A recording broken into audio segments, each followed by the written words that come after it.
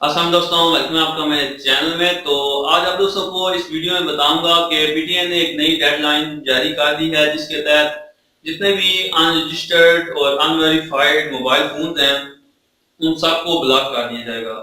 और ये 31 दिसंबर को लास्ट डेट दी गई है, जो कि डेडलाइन है पीटीआई की। और 31 दिसंबर 2018 के बाद जितने भी पाकिस्तान में मोबाइल फोन इंपोर्ट किए जाएंगे या इलीगल तरीके से मंगवाए जाएंगे, उन सब को ब्लॉक कर दिया जाएगा।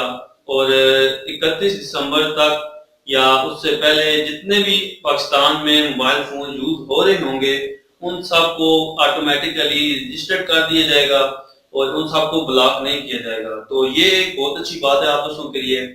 तो अगर आपने अभी तक मोबाइल फोन कोई अपना बंद करके रखा हुआ, अभी तक उसे यूज नहीं किया, तो जल्दी करें और उसे उसमें कोई ना कोई पाकिस्तान की सिम डाल के उसे यूज कर लें ताकि वो रजिस्टर्ड हो जाए। तो ये एक स्टेप है जो गवर्नमेंट ऑफ पाकिस्तान ने लिया है। और इसकी वजह ये है कि क्योंकि काफी तादाद में पाकिस्तान में हर माह तकरीबन लाखों की तादाद में मोबाइल फोन जो हैं वो इंपोर्ट किए जाते थे और लोकल मार्केट को इससे काफी नुकसान होता था। और इससे काफी सारी जो अमाउंट है वो पाकिस्तान से बाहर चली जाती थी।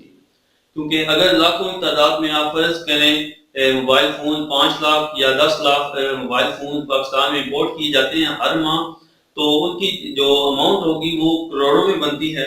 और इस तरह करोड़ों रुपया पाकिस्तान से बाहर चला जाता है। तो एक तो बात ये होगी और दूसरी बात ये है कि पाकिस्तान गवर्नमेंट ऑफ पाकिस्तान ने लोकल मार्केट को, जो लोकल कंपनीज हैं उनको प्रमोट करने के लिए ये स्टेप लिया है, तो जो कि एक अच्छा स्टेप भी है।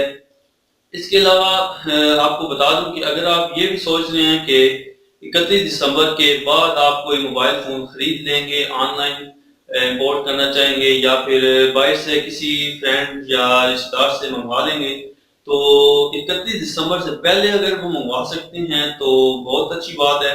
आप मंगवा के उसे यूज कर लें और इस तरह फिर वो रजिस्टर्ड भी हो जाएगा। लेकिन 31 दिसंबर के बाद अगर कोई मोबाइल फोन पाकिस्तान में आता है तो वो रजिस्टर्ड नहीं होगा और उसे ब्लॉक कर दिया जाएगा। तो ये बात ख्याल में रखिएगा।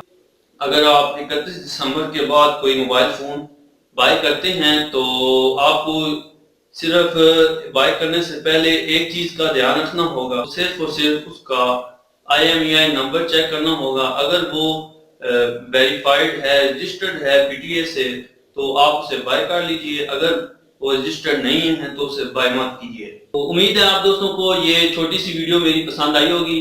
तो अगर पसंद आई है तो वीडियो को लाइक जरूर कर दीजिएगा और चैनल को सब्सक्राइब भी कर दीजिएगा। तो मिलते हैं फिर नेक्स्ट वीडियो में, तब तक के लिए दुआ में याद रखिएगा और खुदा हाफिज।